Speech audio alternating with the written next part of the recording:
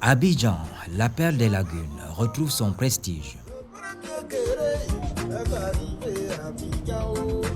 La construction du pont sur la lagune est brillée, la réhabilitation des bâtiments, le pont à péage, des chantiers ouverts sur le trajet aéroport, le quartier des Deux Plateaux à Cocody, sont le résultat de la politique de rénovation urbaine. Progressivement, l'espoir d'une paix durable renaît.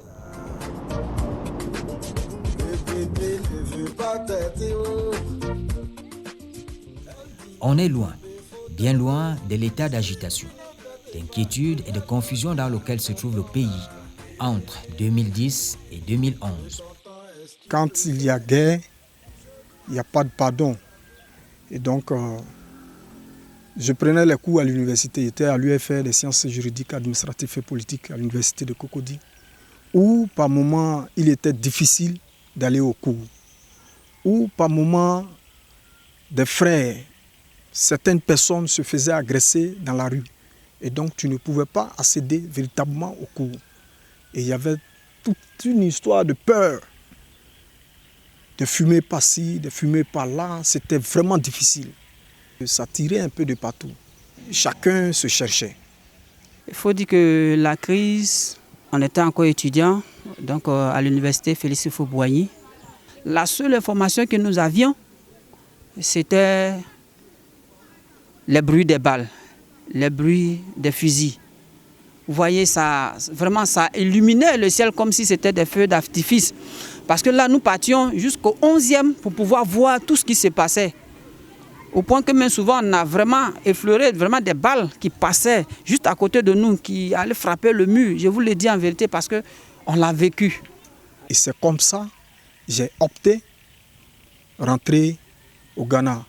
Mais en fait, j'avais une voisine qui avait sa mère qui était ghanéenne. Et donc c'est comme ça, elle m'a dit, ah, Olivier, là où va la situation, je crois qu'il est mieux que tu nous suives là où on s'en va.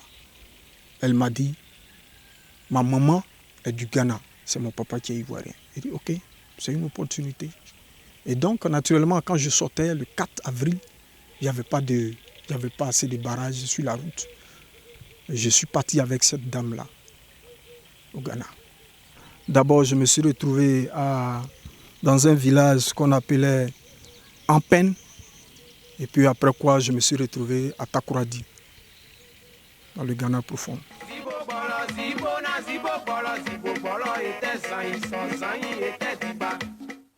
Madame m'appelait, quand par moment j'ai des unités, je l'appelle. Ce n'est pas tous les jours, je peux le faire une fois dans la semaine. Côté des parents, ils sont pratiquement au village, et donc c'était difficile de les joindre. En 2011, j'étais à Abidjan quand j'ai vu que l'événement a commencé, où les gens ont commencé à ramasser les gens pour mettre en cargo pour aller les cacher. Il a décidé de rentrer au village. Donc moi, je suis venu au village cette fois, je suis rentré chez lui. En tout cas, quand je suis venu, en venant, bon, ça nous a fatigué un peu. Mais Dieu merci, nous on est rentrés.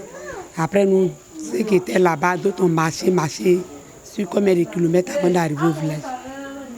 Quand je suis arrivé, il y avait du monde. Les gens venaient se cacher ici. En tout cas, il n'y avait pas les policiers ou les gendarmes qui tuaient les gens ici. Tout le monde était tranquille. On était tranquille ici. Chacun appelait ses parents pour voir si ton parent est rentré. Si tu arrives, tes parents viennent voir si tu es bien arrivé, si tu n'as pas les pieds enflés. Au moment où il était ici, là, le chef criait à chaque fois, il ne faut pas les jeunes vont sortir pour aller au loin, pour ne pas que les gens, ils vont aller provoquer par là, et puis les corps habillés vont venir menacer les gens. Donc à chaque fois, le chef criait toujours pour dire, restez tranquille, restez en harmonie. Donc le village cotisait riz, bananes, pour mettre au centre du village, tout le monde venait préparer pour que les gens mangent, pour ne pas que les gens puissent sortir pour avoir la fête. Donc, on accueillait tout le monde, ceux qui venaient nous trouver. Même tu es là, il y a des gens qui viennent chez toi. Ils ont des sacs à main, tu les donnes à soi, tu les donnes à l'eau pour boire. Et tu ne sais pas qui est qui. Ils sont là 2 jours, 3 jours, on les héberge et puis ils restent à nous. C'était sincèrement difficile pour moi. Côté travail, il fallait aider les maçons, il fallait aller travailler sur les bâtiments, jouer les aides-maçons pour pouvoir avoir de quoi à manger. C'était vraiment difficile pour un étudiant qui a quitté son pays. C'était difficile. Ce que je ne faisais pas chez moi, c'est ce que je fais ailleurs. Et donc c'est vraiment pénible. C'était pénible. Mais Dieu merci, il y a la maman, celle qui m'a fait partir là-bas, qui a contacté des gens. Elle m'a dit que je pouvais donner des cours de français dans des écoles. L'école où je suis arrivé, le directeur m'a dit comme ça que les enfants n'avaient pas besoin de ton anglais puisque tu ne sais pas parler l'anglais. Il faut juste donner des cours de français. Nos enfants assimilent vite. Et dans les premiers temps, c'est ce que j'ai fait. Et donc j'ai donné des cours, mais les enfants aussi m'ont donné l'anglais.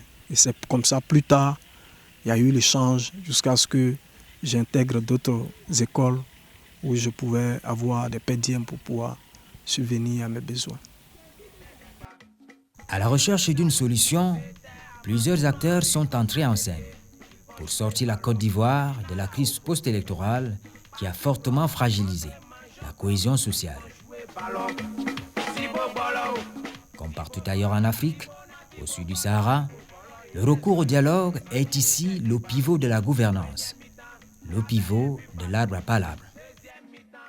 Un lieu traditionnel de rassemblement et de réflexion autour des questions familiales, sociales ou politiques concernant une communauté. Un outil privilégiant l'échange et le débat public. On peut dire que les acteurs politiques de la Côte d'Ivoire, surtout en ce temps-là, ont travaillé pour que ce pays-là connaisse ce qu'on appelle la réconciliation vraie. Ils ont créé plusieurs ministères. Je pourrais citer le ministère de la réconciliation, dont porte le titre notre cher ministre Kakabe. Vous voyez qu'aujourd'hui, même à côté de nous, à Ndoussi, quand il y a eu des crises, ils se sont dépêchés, venus sur le terrain et trouver des terrains d'attente. Donc, ils ont œuvré, ils ont travaillé, ils ont bataillé bien jusqu'à ce qu'aujourd'hui la Côte d'Ivoire soit ce qu'elle est, où on arrive à se mouvoir, à se déplacer un peu partout. Bien sûr, on parle de la société civile aujourd'hui. Tous les chefs parlent de cohésion sociale, de la paix. Il faut vraiment s'arranger pour pérenniser la paix. Voilà, dans tous les villages, je crois qu'il y a ce type de comité-là qui s'occupe de la paix, de la tranquillité, de la quiétude. Et vous voyez que dans tous nos villages aujourd'hui, ça va. Je peux dire que ça va. Les acteurs, il y en avait de toutes parts. D'abord, les chefs traditionnels qui quand même avaient la capacité de pouvoir parler. Moi, je l'ai vu chez nous, à l'Abapalab. On venait, on discutait. Ben, les gars, vraiment, c'est une crise qui s'est passée. Chacun en a pris un coup. Comment allons-nous faire pour s'en sortir, pour reprendre le cours de la vie? Après, donc, les chefs traditionnels, il y a eu aussi l'implication des chefs religieux qui sont des personnes quand même, on dirait, ressources, en qui il y a beaucoup plus, on dirait, la tolérance, la paix. Voilà, donc c'était ces personnes-là qui étaient beaucoup plus sollicitées pour engager donc, le dialogue. Après, il y a eu aussi les étudiants, parce que la crise a impliqué beaucoup d'étudiants en son temps. Le pays repose sur la jeunesse. Il faudrait que nous nous concentrons, nous regardons l'avenir. Toujours derrière moi, vous voyez les jeunes qui sont assis, qui sont en train de partager soit un verre, quelques repas, mais c'est toute tendance confondue. Mais comme il n'y a pas la politique là, vous voyez que tout le monde est assis. Mais dès qu'il y a la politique nette, c'est là qu'il y a les crispations, c'est là qu'il y a le débordement, c'est là qu'il y a les divisions. Donc, moi, je lance un appel à la jeunesse. La politique, c'est un jeu démocratique. Il ne faudrait pas que quand, aujourd'hui, par exemple, nous sommes à la veille des élections, on vient de nous annoncer que, le gouvernement vient de nous annoncer que le 2 septembre, il y aura les régionales et les communales. Il faudrait que ça soit un jeu. Ça soit un simple jeu démocratique. Celui qui gagne a gagné. Celui qui n'a pas gagné, qui laisse le courage de féliciter celui qui a gagné. Et aujourd'hui, ça peut ne pas être toi, et ça peut être moi. Et après-demain, ça peut être toi.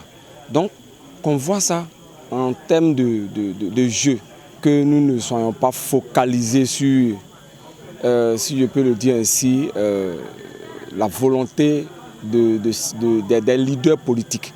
Parce qu'aujourd'hui, c'est la politique qui crée un peu cette division-là.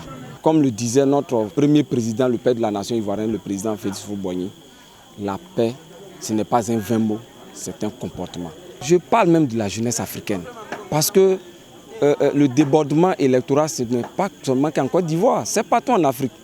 Dès qu'on dit qu'il y a élection en Afrique, il y a une crispation déjà. Quel que soit le pays, il y a une crispation. Donc il faudrait que nous, la jeunesse, on soit conscients que l'avenir nous appartient. Nous avons besoin de la paix, nous Africains. Pourquoi chaque fois qu'on dit à élection, c'est nous qui avons des problèmes? Donc il faut que les gens copient un peu la Côte d'Ivoire pour que chez eux aussi, il y ait de la tranquillité, que les gens puissent vaquer à leurs différentes préoccupations. À Addis Abeba, la capitale de la République démocratique fédérale d'Éthiopie, choisie en mai 1963 pour devenir le siège de la toute nouvelle organisation de l'unité africaine et partant la capitale de l'Afrique, la crise politique en Côte d'Ivoire n'est pas passée inaperçue. En effet, président du Conseil de paix et de sécurité de l'Union africaine, le chef de l'État mauritanien a annoncé la création d'un panel des présidents, Jacob Zuma d'Afrique du Sud, Goodluck Jonathan du Nigeria, Robert Mugabe du Zimbabwe et Powamba de la Namibie.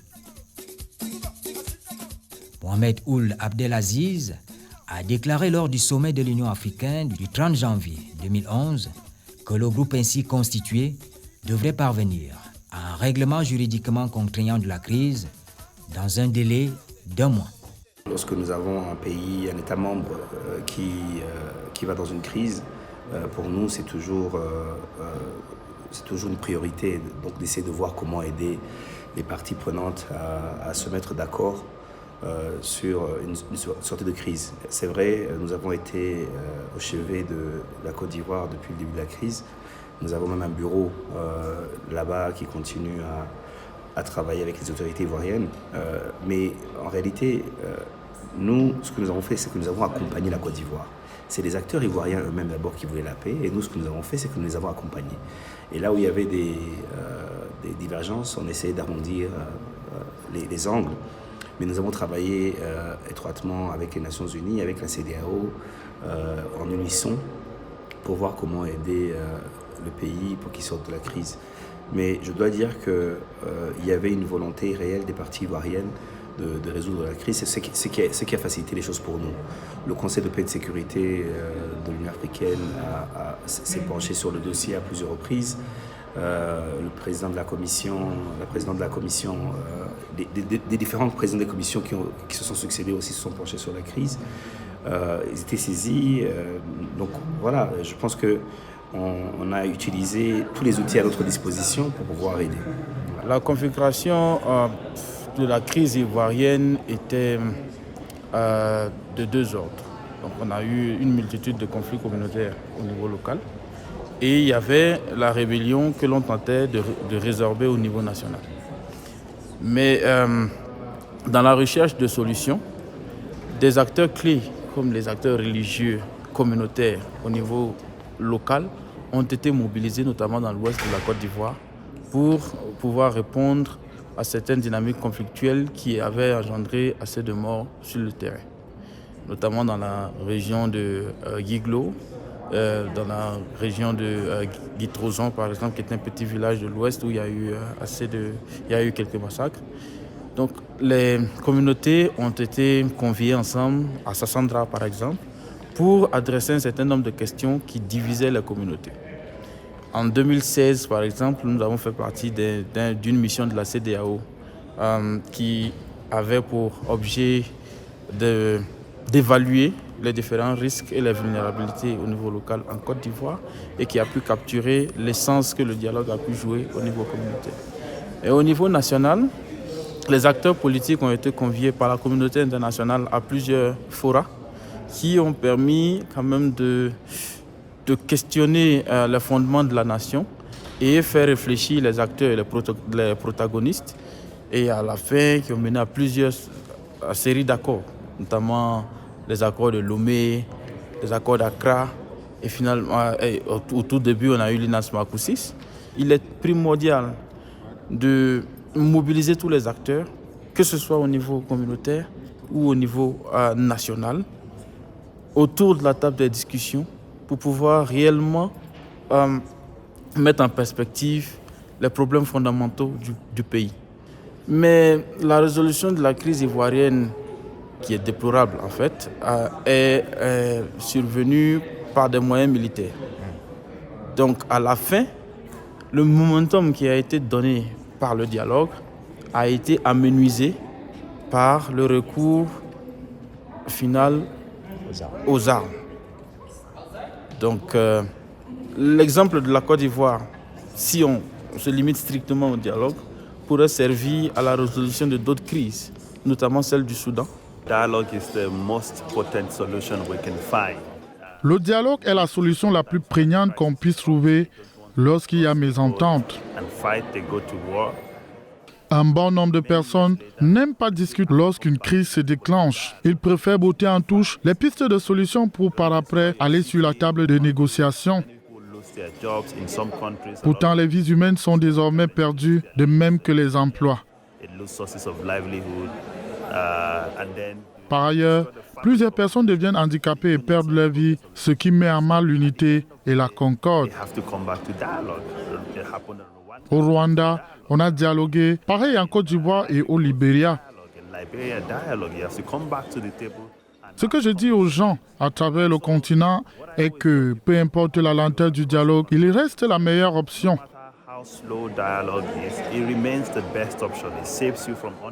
Il nous sauve de la mort et l'amertume. Il donne l'opportunité aux frères qui se déchirent de trouver une voie de sortie. Regardez le Soudan aujourd'hui. Tous les étrangers ont quitté le pays, d'autres ne pourront jamais revenir. C'est une perte en devise pour le Soudan. Des universités soudanaises ont accueilli des centaines de milliers d'étudiants étrangers venant des pays du Commonwealth comme le Nigeria, le Ghana, le Cameroun, qui y vont pour étudier. La plupart de ces étudiants ne pourront jamais y retourner.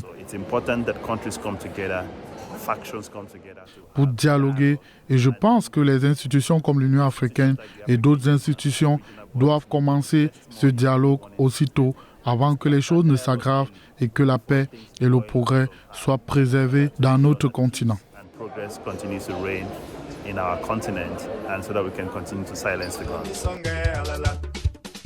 Au plan institutionnel, en plus du département ministériel chargé de la réconciliation nationale, l'État ivoirien prend sur lui de créer l'institution du médiateur de la République. Une autorité indépendante qui ne relève ni de l'administration ni du gouvernement. L'institution du médiateur de la République a été créée par la Constitution de l'an 2000, reprise par la Constitution de l'an 2016. Et l'objectif donc de cette création, c'est de créer donc une institution chargée de régler de manière gracieuse et de manière amiable les conflits entre administration et administrés. C'est ce que dit la Constitution. Mais notre loi organique, qui a été prise par la suite, a élargi les compétences de cette institution à la cohésion sociale, au règlement des conflits communautaires, au règlement, surtout au maintien de la cohésion sociale. Alors, qu'est-ce que nous faisons exactement? En matière de contribution de cette institution à la cohésion sociale du pays, le médiateur de la République actuelle, M. Tungara Adama, a continué donc d'installer des médiateurs délégués à travers le pays, des médiateurs délégués dans les régions. On en a pour le moment 14 et il ne s'arrêtera pas en si bon chemin. Il va continuer. Son objectif, c'est de couvrir toutes les régions de la Côte d'Ivoire d'un médiateur délégué. Pourquoi?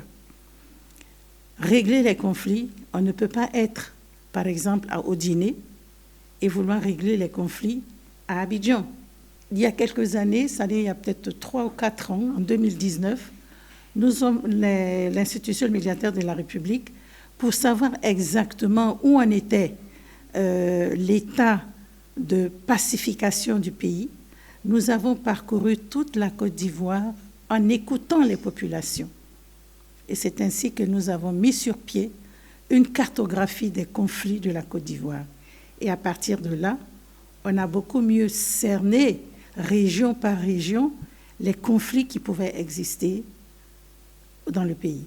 C'est ainsi qu'on trouve à certains endroits les conflits entre agriculteurs et éleveurs, des conflits de chefferie, des conflits créés par la jeunesse. Malheureusement, la jeunesse est toujours bouillante et ça crée des conflits un peu partout. Des conflits du vivre ensemble entre différentes communautés, des communautés autochtones comme des communautés allogènes venues donc d'ailleurs. Nous avons donc établi cette cartographie des conflits et mis en place des comités de veille et de suivi de la cohésion sociale. On a des chefs, on a des jeunes, on a des associations de femmes, on a donc la représentation des femmes, on a la représentation des gros syndicats, comme par exemple transporteurs, on a la représentation des religieux, chrétiens comme musulmans, voilà. Donc ce sont des représentations d'une population donnée qui se trouve dans ces comités de veille. Nous avons beaucoup d'espoir sur nos comités de veille. Les comités de veille sont dans les départements. Ils sont au nombre entre 15 et 20 personnes. Nous sommes en train de les former au règlement des conflits, à l'alerte précoce. Ils seront capables, dans une société donnée, dans un environnement donné, dans une localité donnée, de saisir tout ce qui est propice à un conflit et nous le rapporter. Et une fois que ça nous est rapporté, nous y allons pour tout faire pour pacifier, parler, expliquer aux gens comment est-ce que les conflits peuvent dégénérer et que ce n'est pas l'avantage de cette population. Il faut être sur le lieu pour à chaque fois faire comme, on va dire, le corps à corps avec la population pour leur inculquer certains principes. Je vous invite, chers dignitaires religieux, à continuer à faire avec nous, dans vos congrégations, la promotion de la paix, à persévérer dans la construction de la paix, à édifier la paix dans la conscience de l'Ivoirien pour que la paix se pose en termes d'amour et de compassion, mais également en termes d'unité et de fraternité. De père ou de mère, tu es ivoirien, trop de frustration à son égard. Pour le retour à la paix, à la cohésion sociale, il a fallu passer par l'insertion des anciens combattants et la restauration de l'autorité de l'État, l'offre des services de base dans les zones affectées par le conflit. Erico est né à Bigao, sa mère est ivoirienne, c'est l'enfant de Kabouri. Des schémas propres à la Côte d'Ivoire qui ont pu créer des espaces de dialogue. J'ai travaillé depuis 2006-2007 déjà sur un programme dénommé Programme national de redéploiement de l'administration. Et vous savez que lorsqu'il y a eu la crise en 2002, donc qui s'est mis en rébellion par la suite, il y a eu la partition de fait du pays. Et cette partition a connu la zone ex-CNO, on l'appelait ainsi, et la zone gouvernementale. Et la problématique qui s'est posée, c'était comment restaurer l'autorité de l'État en puissance dans ces zones ex-CNO. Et c'est ainsi que nous sommes déployés dans ces zones pour non seulement organiser le retour effectif des fonctionnaires et agents de l'État dans ces zones centre, nord et ouest, mais faire en sorte que ces zones-là puissent connaître aussi la cohésion sociale. Et donc, nous, ce que nous faisions, on organisait le retour, on essayait de mettre en place des mesures incitatives, donc des primes d'installation, des primes de sédentarisation. On avait un axe cohésion sociale, réconciliation entre les populations et les fonctionnaires, agents de l'État qui retournaient dans ces zones. C'est une idée du président de la République. À la fin de la guerre, il a fallu trouver une activité à ceux qui, d'une façon ou d'une autre, se sont retrouvés dans ce milieu de guerre. Et pour ce faire, il a recruté à la fonction publique ivoirienne un contingent de plus de 1400 anciens combattants qui font partie des effectifs de l'ONPC et de la plupart des administrations aussi, dans la plupart des administrations. Et donc à l'ONPC ici, ils exercent leur art après avoir été formés comme pompiers. Donc leur art de pompier. Donc l'idée d'anciens combattants est derrière. Désormais, ils exercent leur art de pompier. Et à ce titre, ils le font si bien, de sorte que, avec les nouvelles recrues, ils forment un bloc qui sont les acteurs que nous appelons ici les pompiers civils. L'autre pan, ce sont les pompiers militaires qui, eux, sont en place depuis le début de l'indépendance. Donc, ils sont plus aguerris, ils ont plus d'expérience, et donc ils constituent les tuteurs, les formateurs des nouveaux venus. Vous savez, du fait de la crise, il y a beaucoup d'édifices publics qui sont tombés en désuétude, qui sont devenus obsolètes, qui avaient été détruits. Donc il fallait réhabiliter des écoles, des centres de santé, des infrastructures communautaires telles que les pompes, etc. Et donc notre programme avait aussi ce mandat. Donc pendant 5 ans, ce programme a continué justement à tisser sa toile dans toute la zone ex-CNO, centre, nord et ouest. L'autorité de l'État a été réhabilitée, les fonctionnaires et agents de l'État ont repris du service et les services d'utilité publique ont continué à fonctionner. La conséquence positive, c'est que on a vu que notre pays avait commencé à renouer dans ces zones avec la stabilité. Donc, le retour des fonctionnaires a contribué fortement à la cohésion sociale et à la paix en Côte d'Ivoire dans ces zones. Et pour moi, c'est un programme important parce que ce programme, nous qui l'animions, on a eu la chance d'être dans ces zones avec ceux qui pouvaient être taxés d'ennemis, mais on a eu une très bonne cohabitation et on s'est rendu compte que tout le monde aimait ce pays, au même titre, finalement. L'objectif que nous avons, c'est d'être proactif, d'aller au-devant des populations et de les sensibiliser au vivre ensemble, en leur parlant, en leur donnant des exemples. Je n'ai pas envie de repartir sur tout ce qui a pu se passer en Afrique centrale ou de l'Est entre Tutsi et Hutu. Ce sont des images, c'est une vie, c'est une guerre qui a marqué toute l'Afrique. Et ça, c'est un exemple que chaque pays a voulu éviter, comme nous en Côte d'Ivoire. Le projet d'assistance post-conflit. Alors là-bas, nous sommes recrutés pour conduire le projet chantier-école. Et donc, nous devions identifier les jeunes à risque, les mettre dans un processus de formation, de capacitation, afin qu'ils puissent acquérir de nouvelles compétences.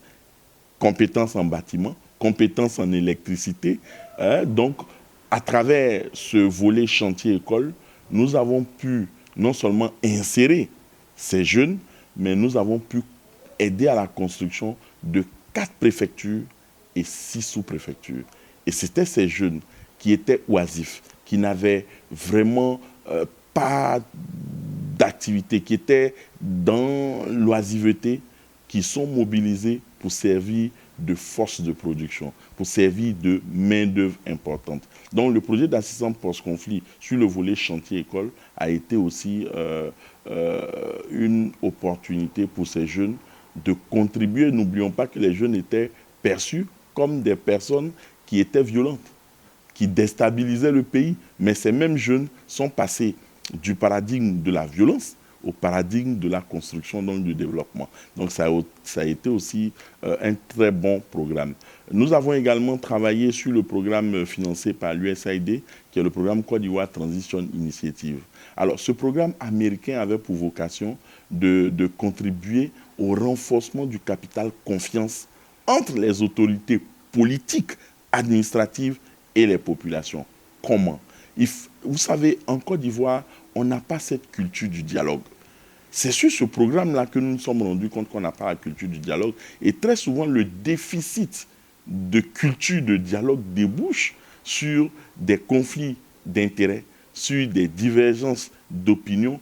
Et grâce à ce programme qui a duré en Côte d'Ivoire 5 ans, nous avons pu, dans les zones d'Abidjan, dans les zones, dans la région du Béquet, nous avons pu contribuer à mettre en place ces espaces de dialogue qui ont permis à la fois aux communautés, donc aux allogènes, aux autochtones, d'échanger avec les autorités politiques, les jeunes également, les femmes également. Donc ces espaces de dialogue leur ont permis de poser le bon diagnostic, d'identifier les défis à adresser et dans une sorte de recherche de solutions concertées à chaque fois, on avait des solutions et ça débouchait sur des plans d'action communautaires.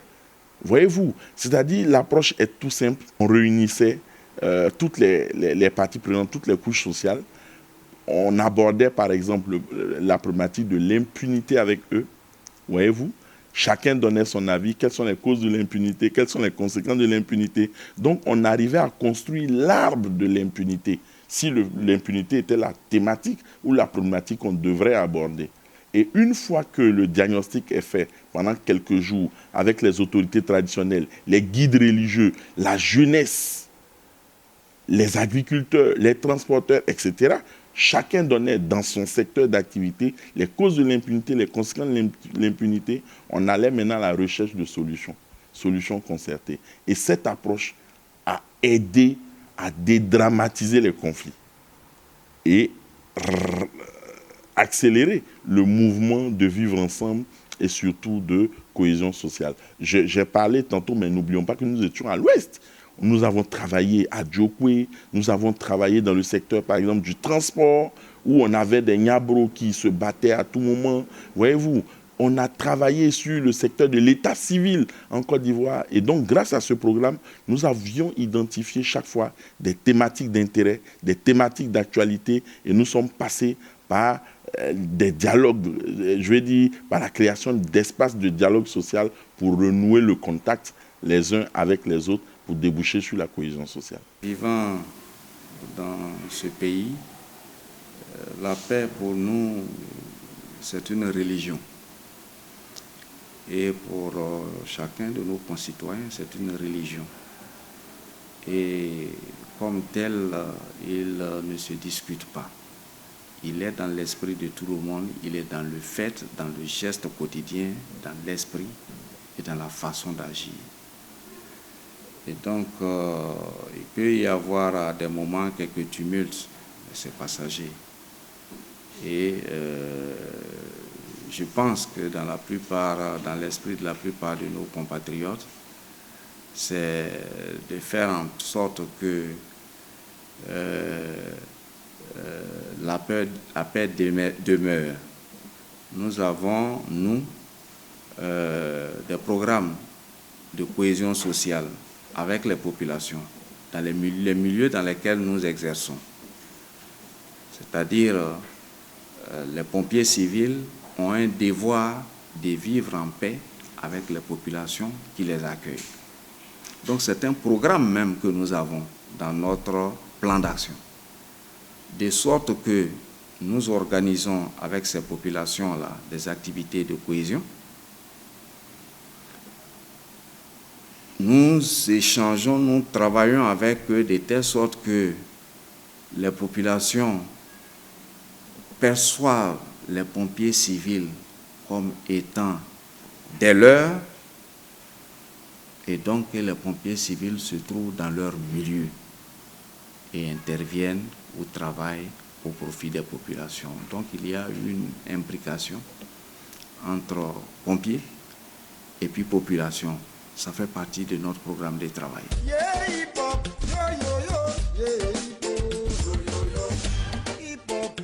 Sous les effets d'une tradition ancestrale, favorisant les échanges au sein de la communauté, ce qu'on appelait l'arbre à palabres, symbole de partage, de controverse et de consensus, les différentes médiations permettent de retrouver le chemin de la paix. L'espoir de vivre renaît à chaque aurore. Malgré le temps qui passe, Olivier choisit de retourner au pays. Il y a eu plusieurs pressions de la part de ma femme qui demandait à ce que je revienne, de la part de mon père, tout et tout. Mais il faut dire que après 5 ans en exil, il fallait se mettre dans la peau d'un Ghanéen. Je dis quoi? Il fallait vivre comme les Ghanéens. Et donc, j'ai cherché des écoles où je pouvais moi-même continuer les cours. Naturellement, on dit « nul n'est mieux que chez soi ». Et donc, je me suis dit « diantre, après cette crise qui est passée, il faut rapidement rentrer pour pouvoir organiser la famille, organiser sa propre vie ». À côté de cela, Dieu m'a fait grâce de suivre les cours maritimes là-bas. Et donc, j'ai eu un diplôme en opération maritime. Et donc, ça m'a aussi encouragé de pouvoir rentrer pour exercer chez moi au pays. Je suivais la télévision régulièrement. Je suivais aussi les débats politiques. Mais avant moi, il faut le dire, plusieurs sont rentrés.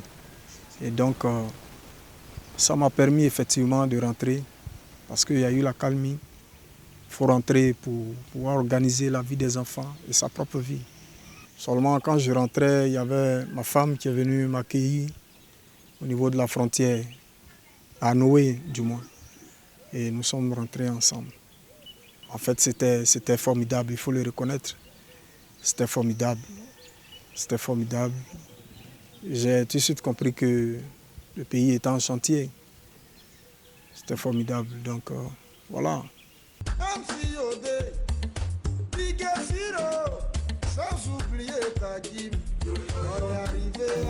Je vois que tout a repris.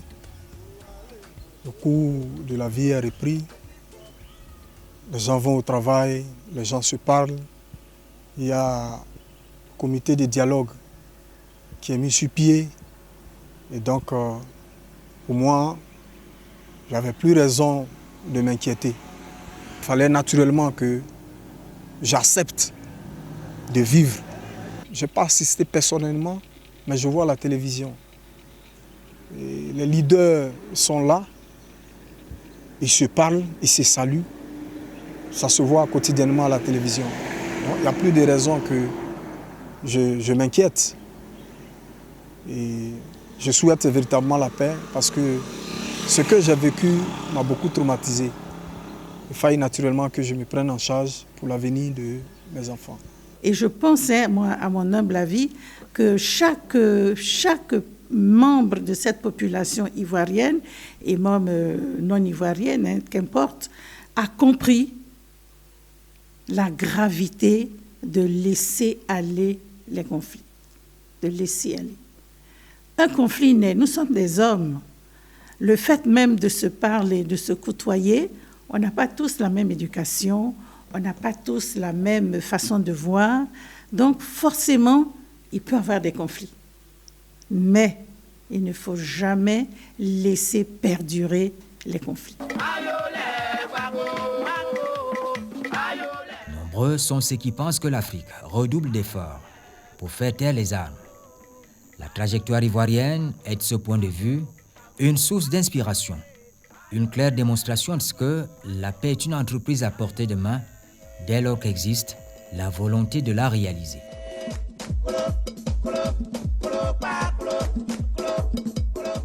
Par le dialogue, on peut valablement sortir des crises plurielles qui secouent le continent, redonner espoir à la population parfois désabusée, vivant en permanence entre la peur et la résiliation. Pour la Côte d'Ivoire, heureusement, la diversité est un atout. La diversité et l'inclusion conduisent à une société plus inventive, résiliente et prospère. Alors, je vois trois niveaux.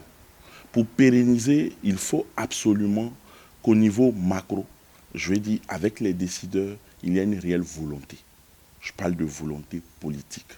Deuxième chose, il faut un transfert de compétences, transfert des techniques, des méthodes ou des stratégies qui sont mobilisées dans chaque programme spécifique de transition. Il faut que ce transfert soit effectif pour une appropriation au niveau méso et au niveau micro, c'est-à-dire au niveau de la communauté, au niveau de la base. Il faut également ce transfert de compétences. Parce que si, à la base, les populations n'ont pas été, je ne dirais pas impliquées, mais n'ont pas participé effectivement à la mise en œuvre du programme, mais ont été passifs et spectateurs, il ne peut pas avoir de pérennisation.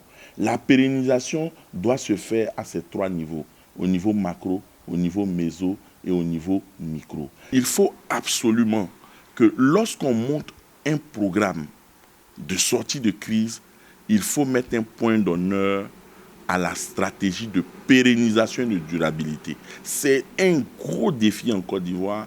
Chaque fois que les programmes prennent fin et que les financements prennent fin, il n'y a plus de continuité. Exemple, le projet d'assistance post-conflit, malheureusement, a disparu.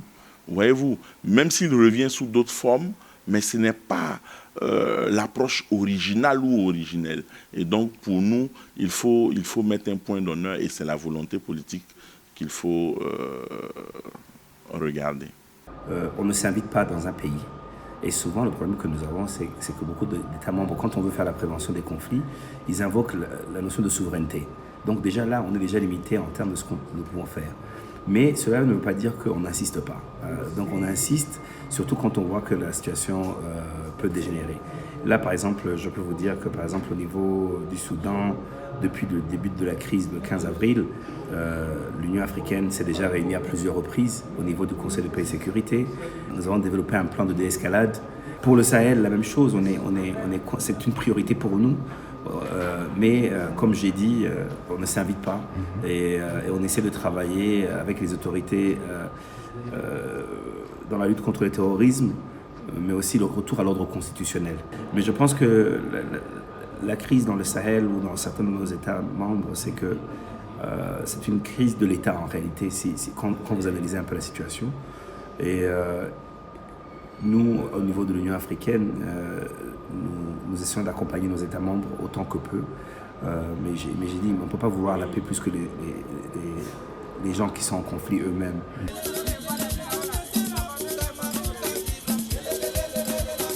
Ce que moi je pense, à l'école, on nous enseigne et nous enseignons ce qu'on appelle EDIC aujourd'hui. On demande aux jeunes d'être vraiment, de respecter le pays, le drapeau, les emblèmes et autres. Mais vous voyez que les gens tentent toujours à faire ce qu'ils veulent. Mais ce que nous voulons demander à la jeunesse de la Côte d'Ivoire et même de l'Afrique en général, c'est de respecter la nation. C'est d'abord d'avoir de l'amour les uns pour les autres. Parce que quand tu es amoureux, quand tu aimes l'homme, tu ne peux pas te lever, aller brigander l'homme, aller faire de la violence sur l'homme. Donc, il faut de l'amour, il faut aimer vraiment l'homme. Il faut qu'on enseigne l'amour à la population jeune surtout. La crise est partie des élections.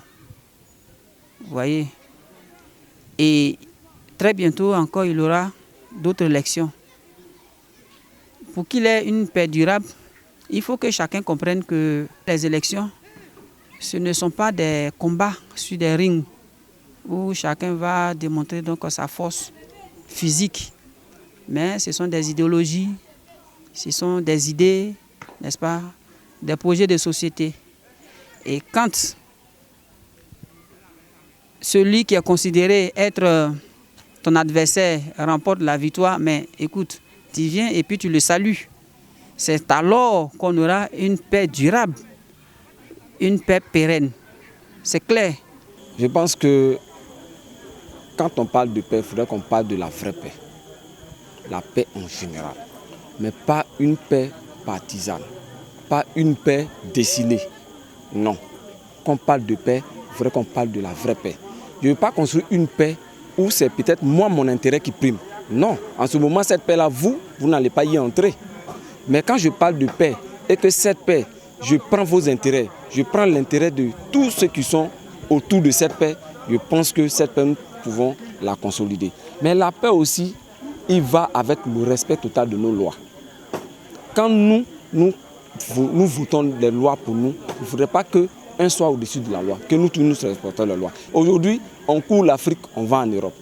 C'est parce qu'en Europe, les lois sont respectées. C'est parce qu'en Europe, les lois sont tellement respectées qu'on pense que c'est l'Eldorado. L'Afrique, c'est l'Eldorado. Pourquoi eux, ils viennent ici, ils viennent investir? C'est parce qu'ici est bon. Il y a la paix.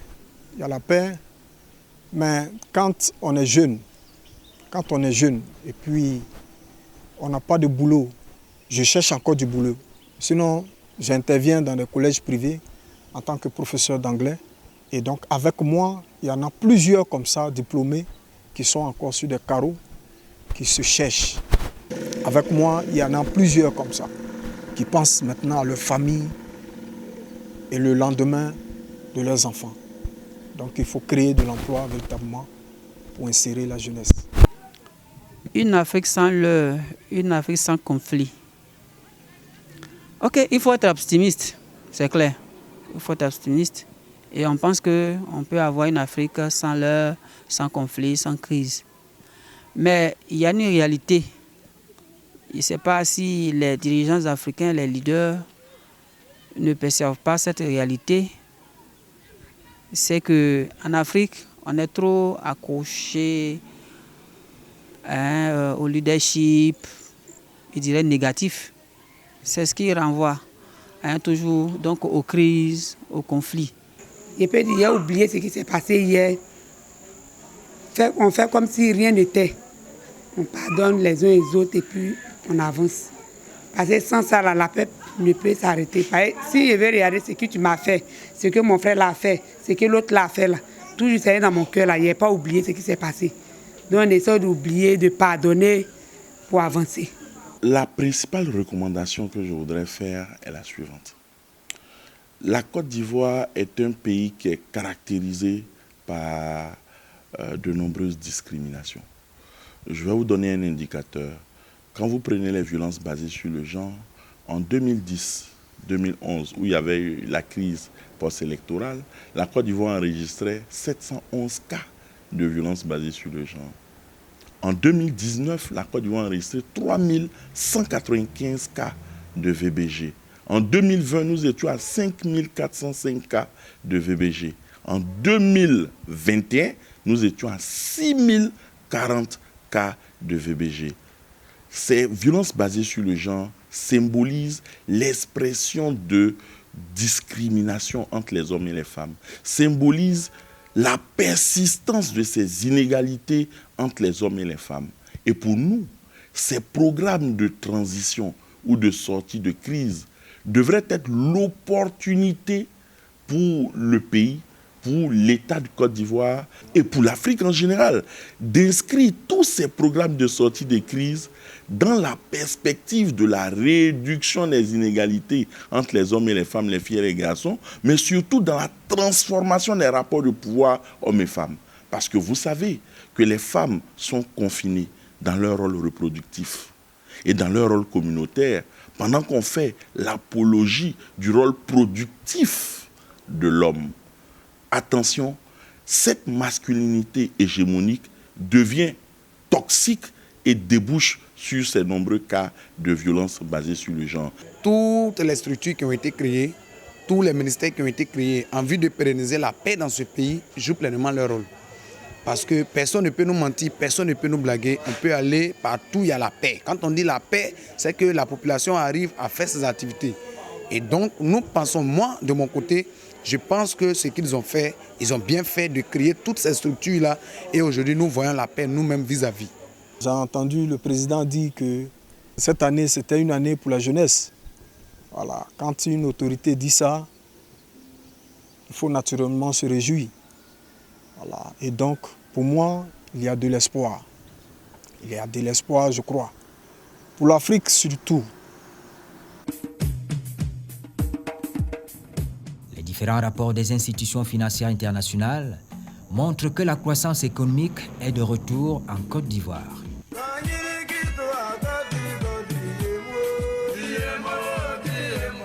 L'accélération des réformes et investissements du plan national de développement, l'entrée en production du gisement gazier et pétrolier pourrait induire une hausse du taux de croissance économique à 7,2% en 2023. Mais pour que cette croissance soit durable, il faut générer des emplois de qualité pour les jeunes, réduire les disparités en matière d'accès aux services de base pour les autres groupes socio-économiques.